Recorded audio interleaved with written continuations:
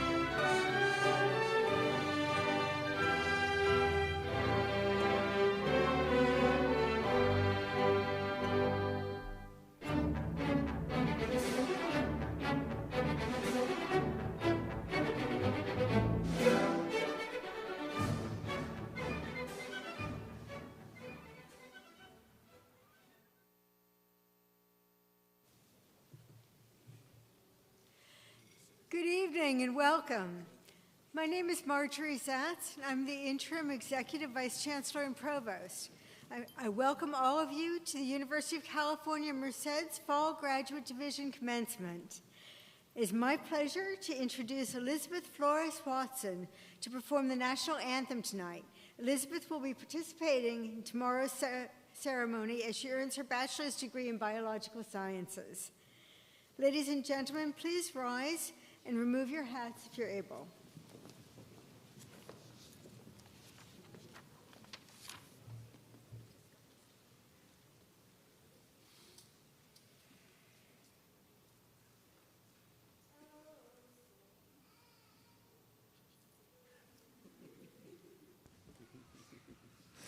I'm a little nervous.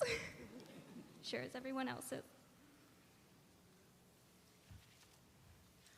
Oh, say, can you see by the dawn's early light what so proudly we've hailed at the twilight's last gleaming, whose broad stripes and bright stars through the perilous fights o'er the ramparts we've watched were so gallantly streaming, and the rocket's red glare, the bombs bursting in air, gave proof through the night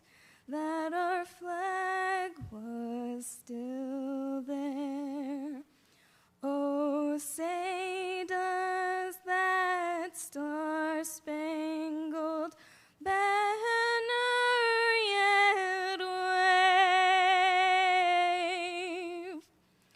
o'er the land of the free and the home of the brave?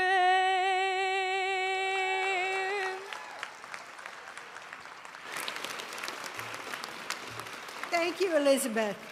At this time, we invite you to please take your seats. And it is now my great pleasure to welcome to the podium the Chancellor of the University of California, Merced, Dr. Juan Sanchez Munoz. Thank you, Provost Zed, and thank you, Elizabeth. How about another round of applause?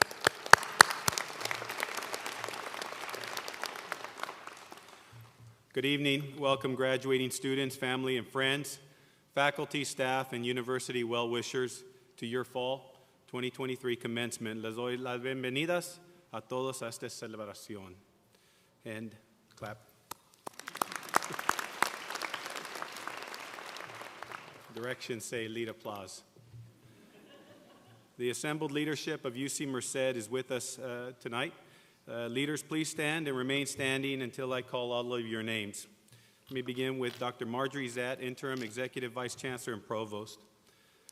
Nick Dugan, Vice Chancellor and Chief Information Officer. Dr. Charles Neese, Vice Chancellor of Student Affairs. Dr. Daniel Okoli, Vice Chancellor and Chief Operating Officer. Dr. Luana Putney, Associate Vice Chancellor and Chief of Staff to the Chancellor. Dr. Delia Sainz, Vice Chancellor and Chief Diversity Officer. Dr. Kurt Sneer, Vice Chancellor for Planning and Budget. Dr. Jillian Wilson, Vice Chancellor for Research, Innovation, and Economic Development. Dr. Betsy Dumont, Dean of the School of Natural Sciences.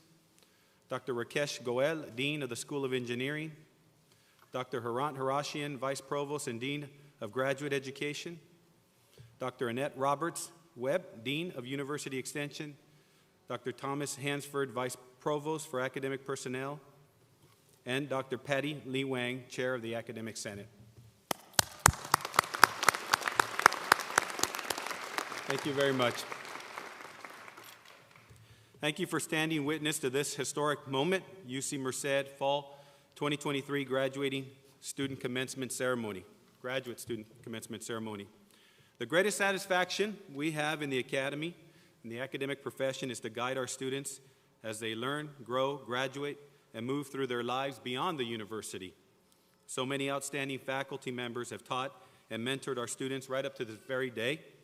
I'd like us to recognize these brilliant educators and researchers for their commitment to excellence and for imparting their knowledge and love of learning to the graduates we are celebrating tonight.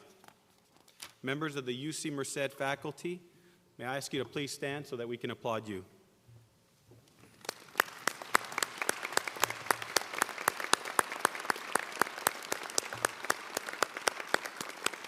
Thank you very much. And now let us acknowledge the hardworking staff, those people that help put all of this together, without whom no university could support student success or its excellence. Please join me in a round of applause for our magnificent staff.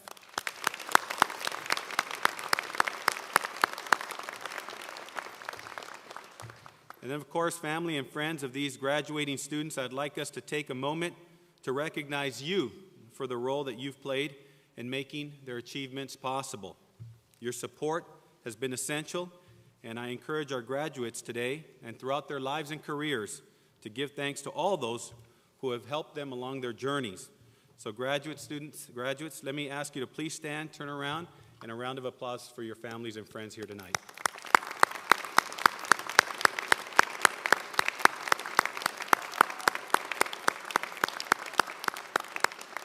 Thank you very much. Graduating students, congratulations again and welcome to your commencement ceremony. Today is a day, an evening to focus on your success. Today we celebrate you and look ahead to your bright futures. Today you graduate from one of the great campuses of the greatest university system in the world. Some of you came to UC Merced with doubts to overcome and with many competing priorities and challenges in your life. And in particular, let me ask, if you had to work while earning your degree, let me ask you to stand up. If you had to work while earning your degree, anybody work? If you had to support your family while earning your degree, stand up. If you had to support, stay standing. If you had to support your family and work, stay standing. If you're the first in your family to get a PhD or a master's, stand up. Now, if you had to persevere through any kind of hardship, stand up. That should be all of you. Family and friends, join me in celebrating this incredible class of graduates.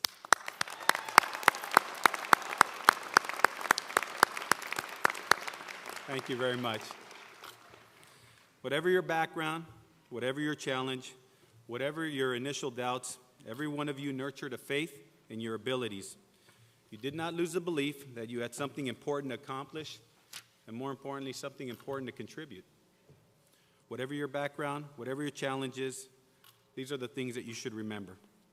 You have now seen your lives transformed and your futures opened wide with the attainment of a University of California graduate degree, a rare and celebrated achievement.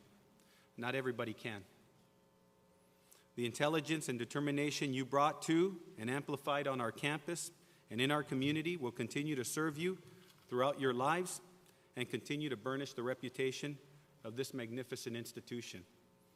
Whatever your next step, embrace the intrepid spirit that is emblematic of UC Merced.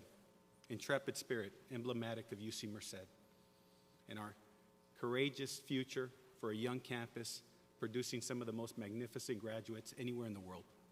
My role today as Chancellor of UC Merced, and indeed my great honor, is to congratulate each and every one of you on behalf of this extraordinary university, faculty, and staff. And so it is with heartfelt joy for you and your loved ones here with us tonight, and with great hope for our shared future, that I say again, congratulations.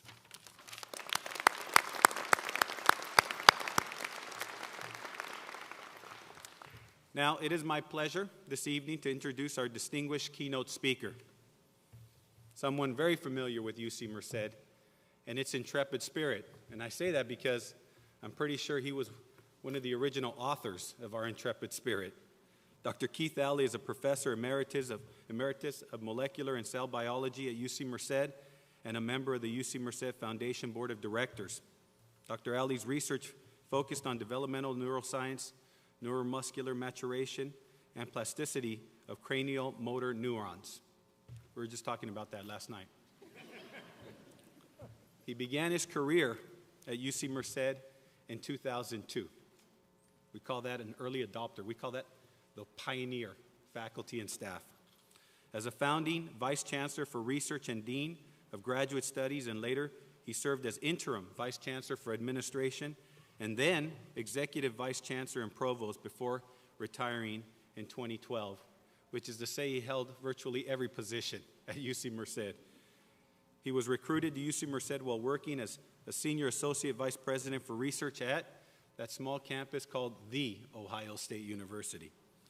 He held 2 National Institute for Health fellowships and was on the faculty Case Western Reserve University before joining you have to say that part, The Ohio State University, and earned his PhD from the University of Illinois and was recognized as one of its distinguished alumni in 2018. Please join me in welcoming, or rather, welcoming back Dr. Keith Alley.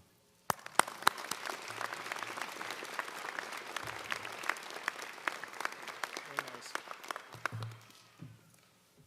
Well, first of all, it's very nice to be back. And as I told the Chancellor before, I really do have a fondness for this campus in my heart. It's something that I've loved from the day we started it. So, and I think that person loves it too. So, aside from what the Chancellor said in the introduction, what are my qualifications for appearing before you today? Certainly it wasn't my stellar performance during primary and secondary school, but I hope I have grown significantly since then in wisdom and in perspective. And one of the things that happened to me at that point did kind of change my life, and that was I got locked in the music room when I was in 6th grade for sounding off in class or doing something bad, and the teacher forgot about me. And luckily, I had a felonious background that allowed me to pick the lock and reappear for the afternoon session after lunch, no questions asked. As was mentioned, my initial appointment when I joined UC Merced 21 years ago was the combined position of Vice Chancellor for Research and Graduate Dean. Although I had the opportunity to participate in the first 7 commencement exercises, it's eye-popping to witness the immense progress that has been made in UC Merced's graduate programs in the last 2 decades. For this, I applaud the faculty. They have taken the initial skeleton of 6 graduate groups set up before their arrival and expanded the scope in meaningful and important ways to address the real issues that impact the Central Valley, California, and society in general. Actually, the first graduation ceremony, everybody thinks it was Michelle Obama in 2009. It wasn't. It was in May of 2006, 9 months after we opened, and we had 3 graduates. This cluster of 3 students had successfully completed the requirements, and it included the very first graduate degree.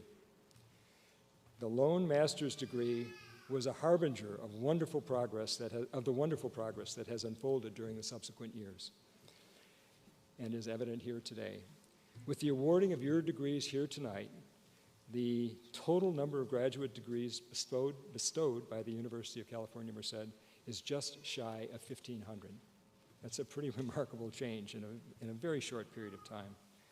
This is an accomplishment that was almost unfathomable in 2006, and one that invokes a high degree of awe in those of us that were present at the beginning.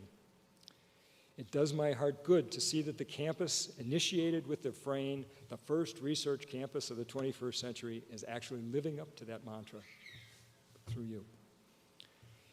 In acknowledging your accomplishments, I would be remiss if I didn't mention the role that the COVID years probably played in your education. Online interactions do not promote the same close give and take that library, laboratory, or studio interactions promote.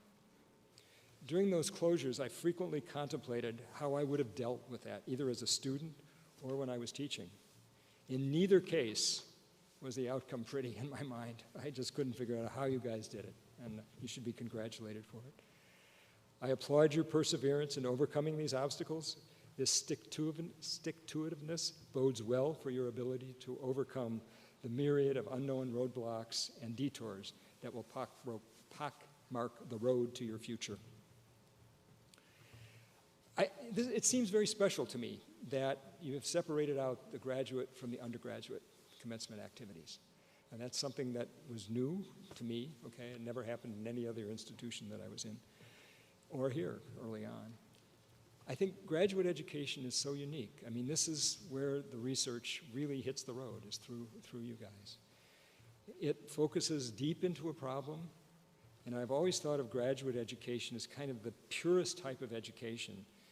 It focuses on critical thinking, on problem solving, on discovering new information, close interactions with faculty, with colleagues, drilling down into issues, whether in the arts, the sciences, or humanities, in an effort to develop expertise in a relatively small segment of a discipline through an ever greater focus on the many layers of each problem. There's a general misunderstanding of the value to mine ever deeper into a problem. I'm sure your family or friends have asked you, why do you study that? Okay. Does this really add to our understanding, or is it just busy work that spins out graduate degrees of little or no value to society? Let me give you one example, one that you probably mostly know, okay?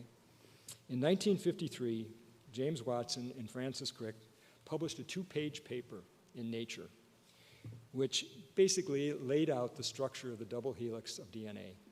Up until that time, there was a lot of debate what really was the inheritance material, whether it was proteins or some other thing. This was based to a large extent on experimental data that was supplied by a woman, Rosalind Franklin. In 1972, Watson and Crick, and not Rosalind Franklin, were awarded the Nobel Prize. The third person on that prize was a fellow named Maurice Wilkins. Franklin was perhaps the most notable slight in Nobel history.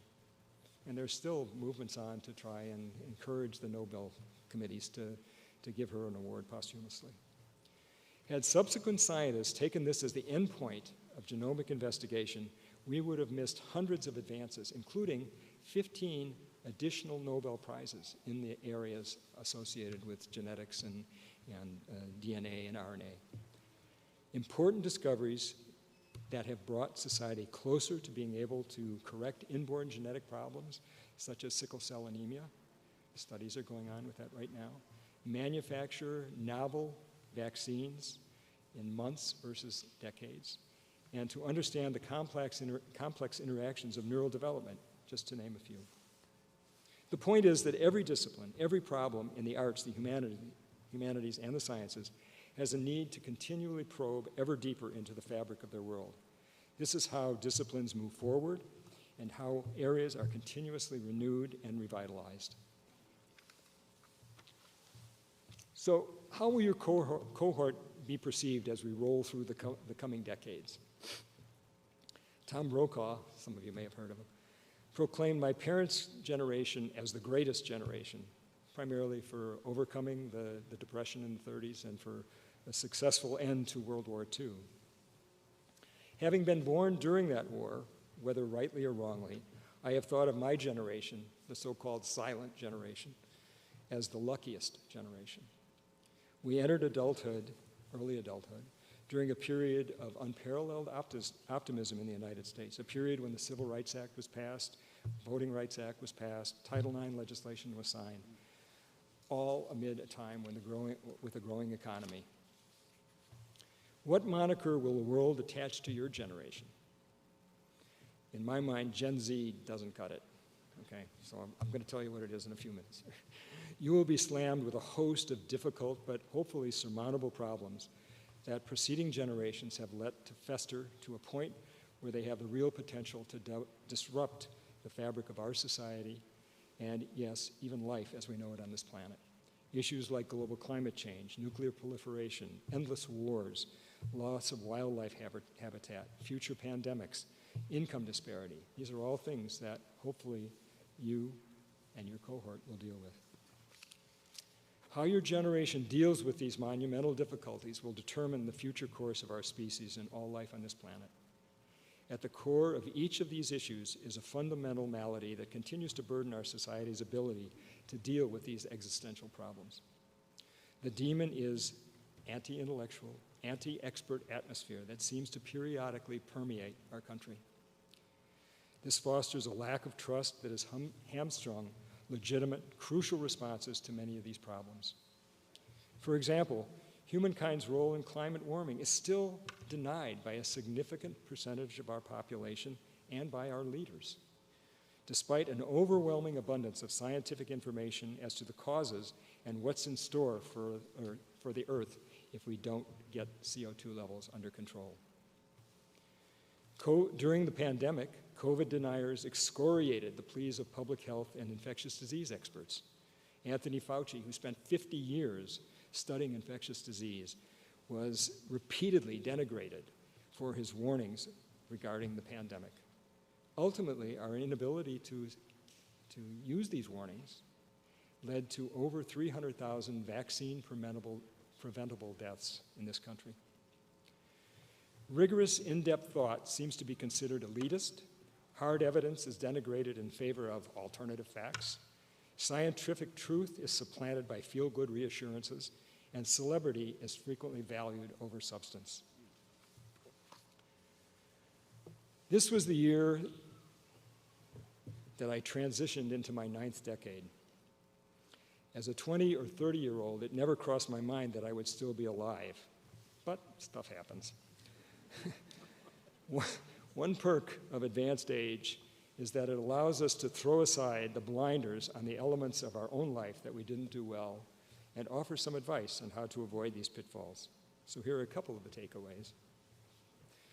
First, do work that you love. Hopefully what you have been doing the last years is stuff that you really love to do. Volunteer for organizations that will help the planet and will help the most vulnerable among us.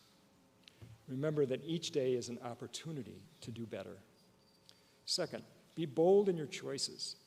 It's very easy to get caught up in the fear of being a pretender in your chosen area of expertise. The imposter syndrome is real, and it affects most of us to some extent during our lives.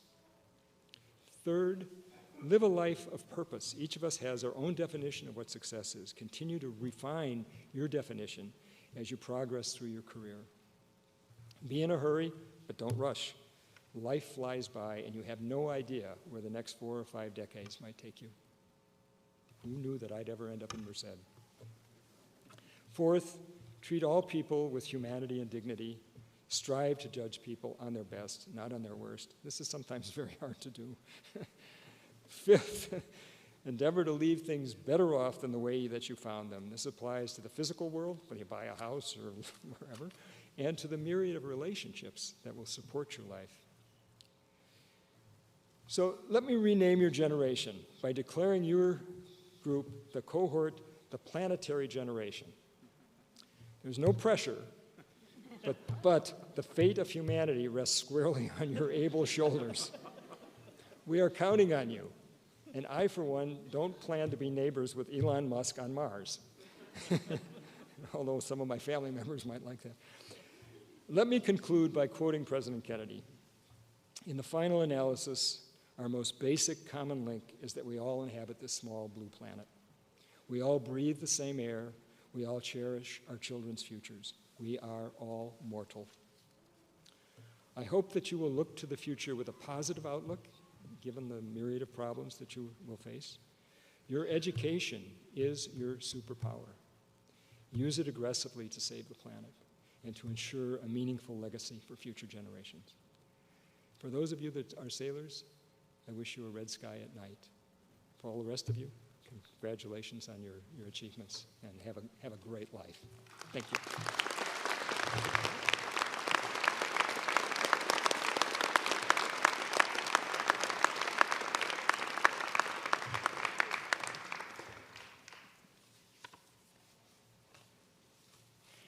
Thank you so much, Dr. Alley. It was wonderful.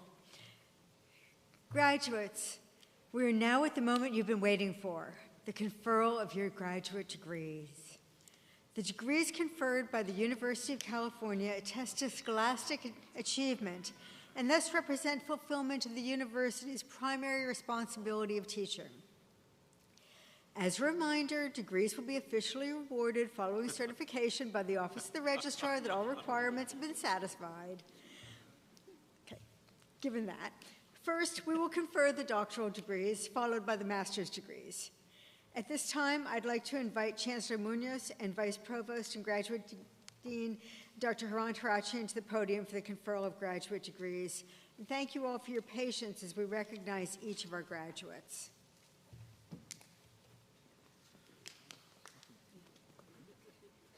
Will the candidates for the degree Doctor of Philosophy please rise? Chancellor Munoz, it is my honor to present to you these candidates for the degree Doctor of Philosophy.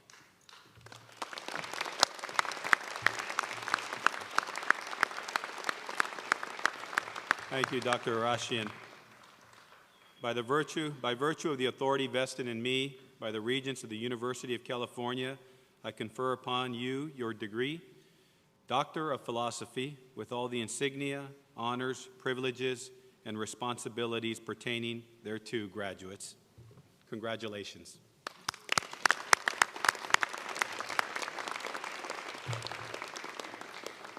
Doctoral candidates and faculty advisors, please proceed to the stage.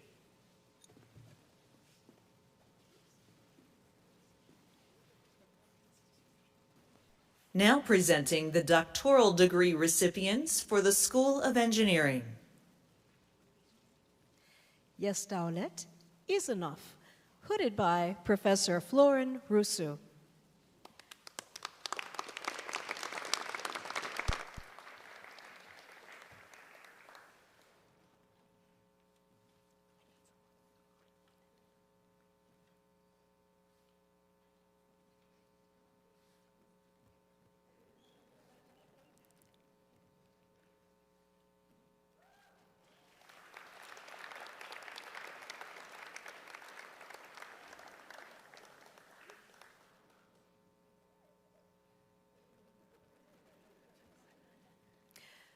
Ritesh Sharma, hooded by Professor Sean Newsom.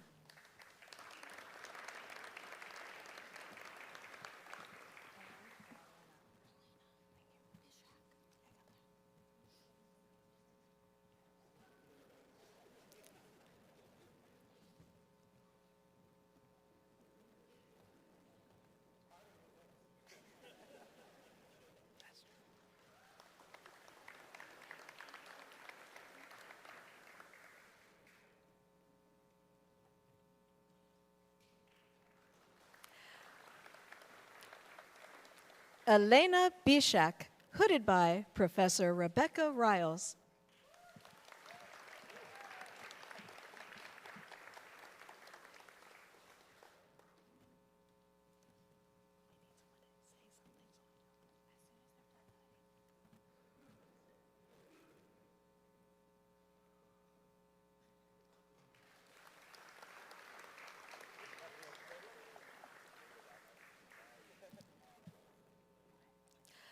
Madeline Brown, hooded by Professor Jeffrey Jenkins.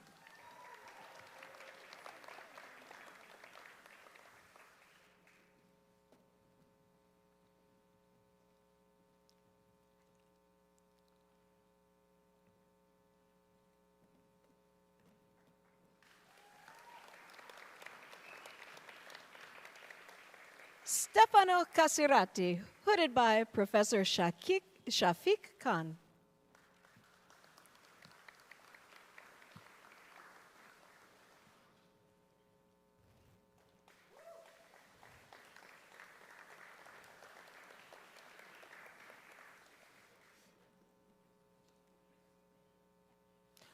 Jose Manuel Rodriguez Flores, hooded by Professor Josue Medellin Azuara.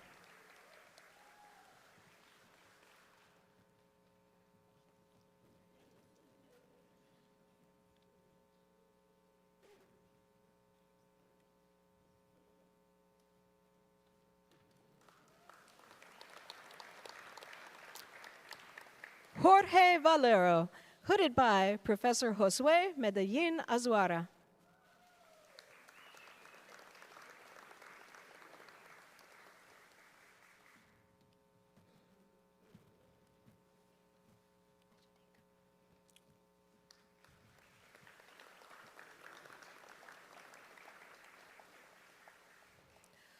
Mohammed Rubayat Shatik, hooded by Professor James Palko.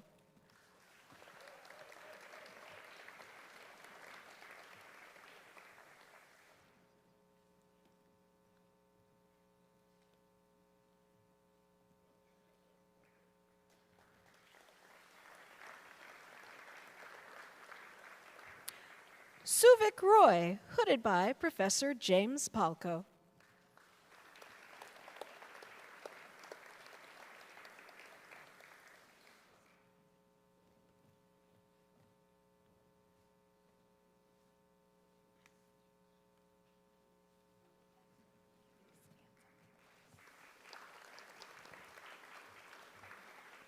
Now presenting the doctoral degree recipients for the School of Natural Sciences.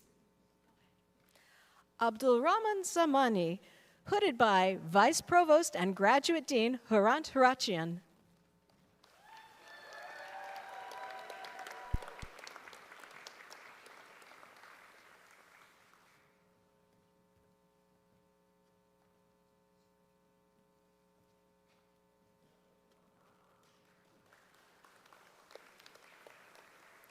Bilal Overton, hooded by Vice Provost and Graduate Dean Hrant Hrachian.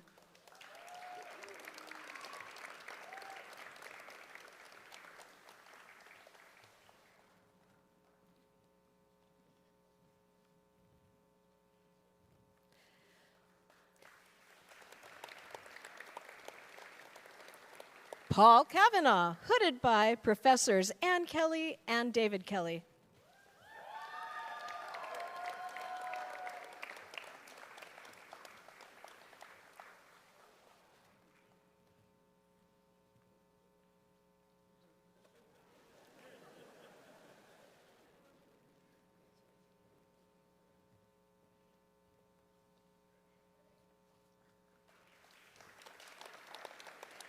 David Moses, hooded by Professor Shahar Sukenik.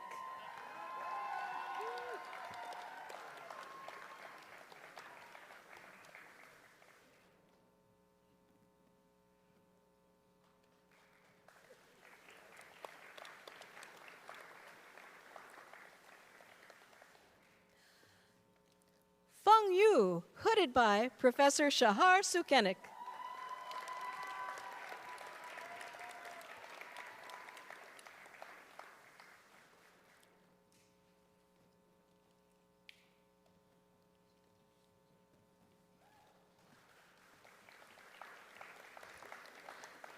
Julia Alvarez, hooded by Professor Kirk Jensen.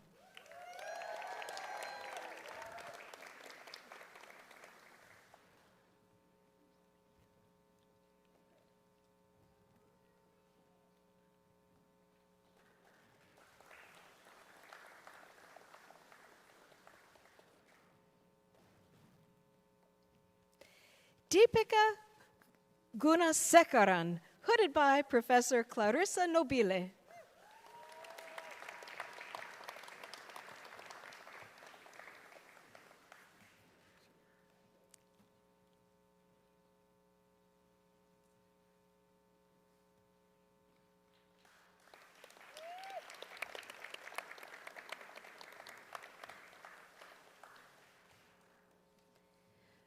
Brian Pipes, hooded by Professor Michelle Nishiguchi.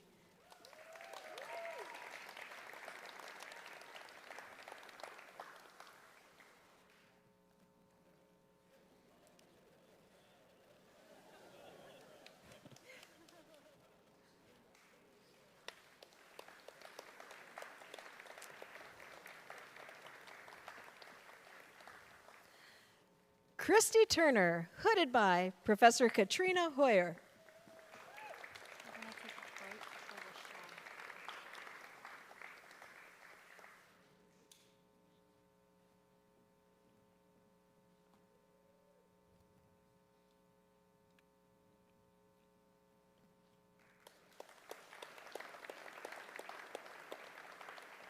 Now presenting the doctoral degree recipients for the School of Social Sciences, Humanities, and Arts.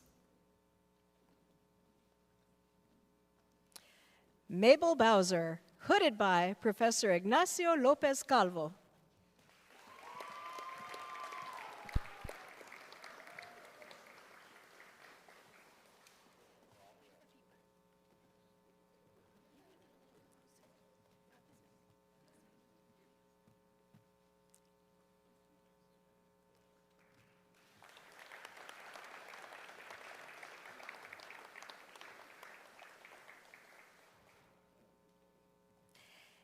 Ekta Kandawe, hooded by Professor Ignacio Lopez Calvo.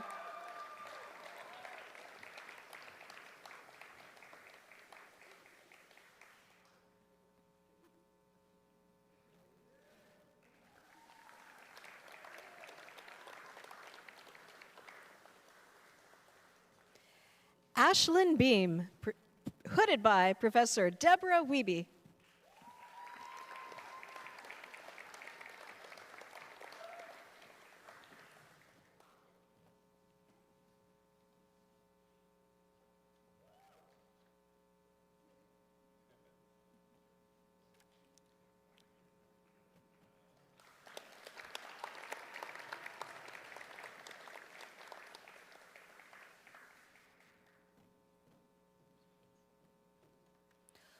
Hope Royshell, hooded by Professor Sarah DePauli.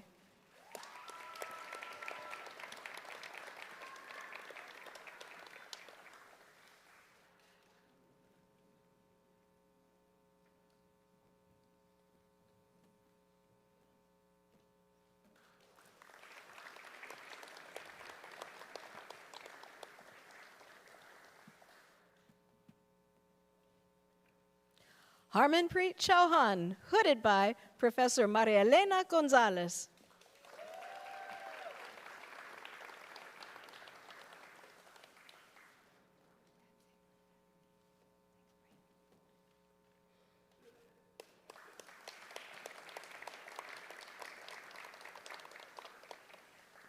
This concludes the presentation of doctoral degree recipients.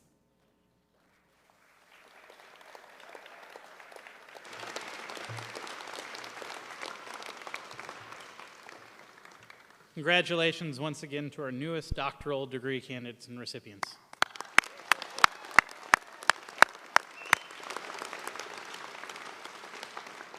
We will now confer the master's degrees. Will the master's degree candidates please rise?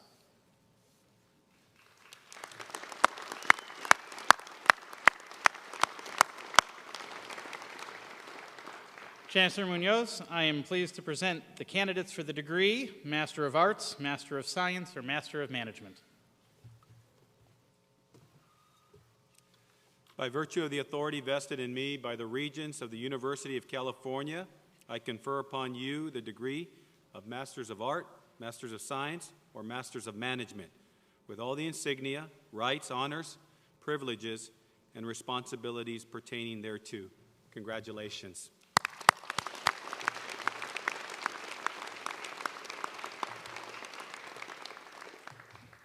Master's degree recipients, please proceed to the stage.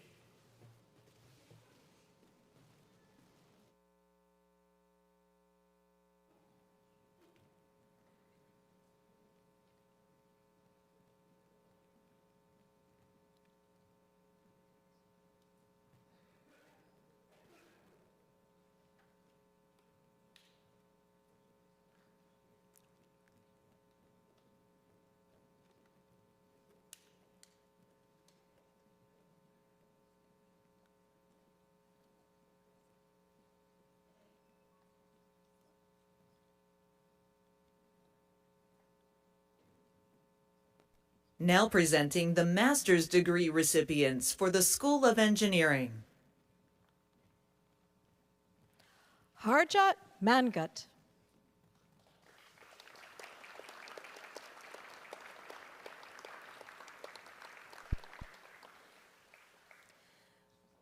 Mariela Colombo.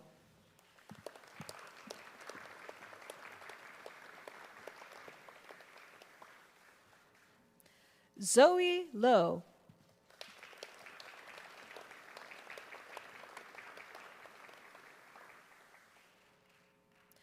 Joseph Avalos.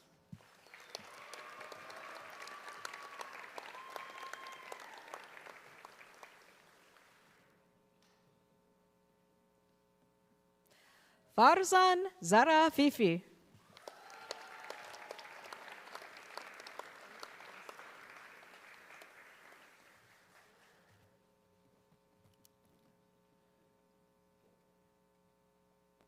Now presenting the master's degree recipients for the School of Natural Sciences.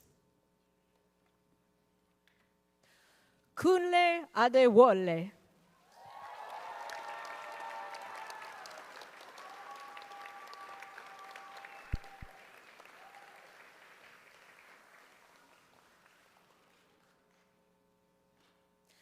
Micah Orr.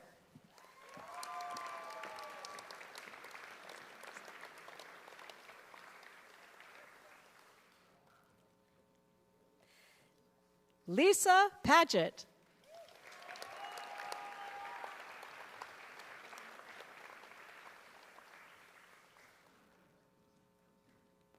Now presenting the master's degree recipients for the School of Social Sciences, Humanities, and Arts.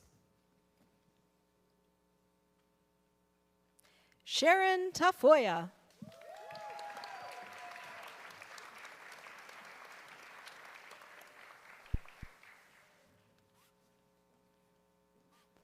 This concludes the presentation of master's degree recipients.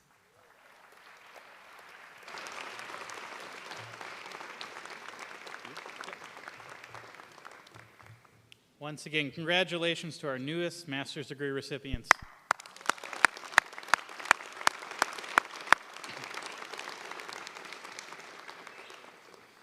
Having celebrated the conferral of your graduate degrees, I'd like now, as Graduate Dean, to take a brief moment to provide some perspective on the accomplishment we're here to celebrate today.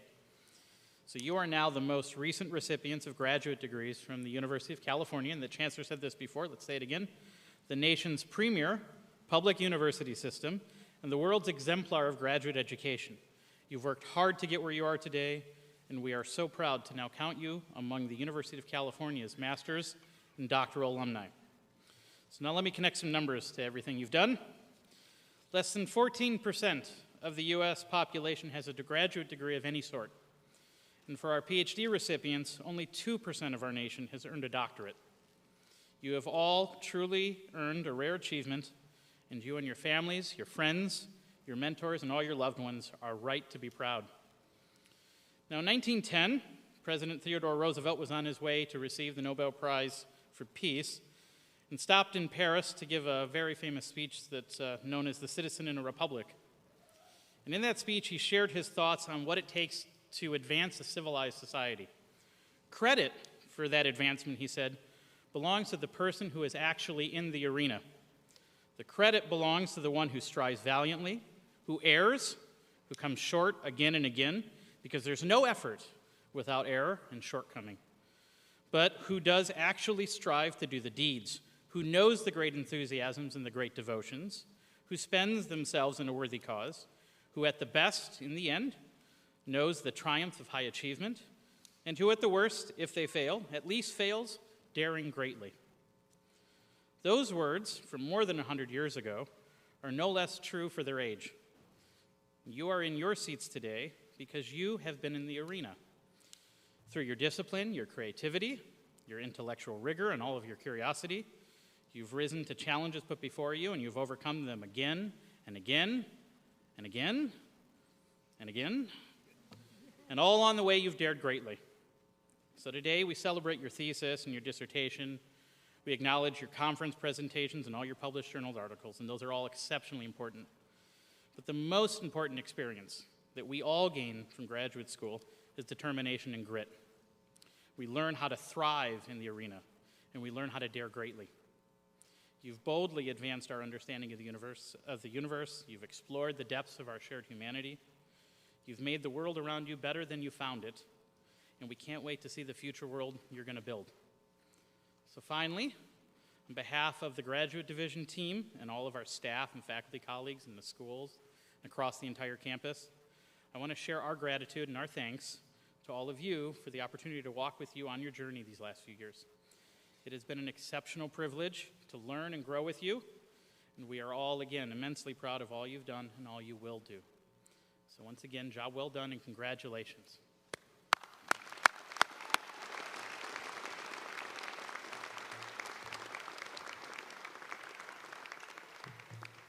Thank you, Dean Harashian, and thank you for reminding us how important it is to be courageous enough and humble enough to step into the arena and to make a difference. Thank you all for joining us as we mark this momentous occasion in the lives of these rising leaders and scholars and intellectuals, citizens willing to step into that arena. We ask that you please remain at your seat while the Grand Marshal, official party, faculty, and graduates leave the venue. And proud graduates, as you make your way from this ceremony, let your hard-earned knowledge and fond memories of UC Merced guide you as you embark on wherever your next journey leads. While you may be graduating tonight, remember that you will always have a home at UC Merced. And that includes Dr. Ali. That you are forever part of UC Merced, and UC Merced is now forever a part of you. Una vez más, gracias, felicidades. Once again, thank you all, congratulations.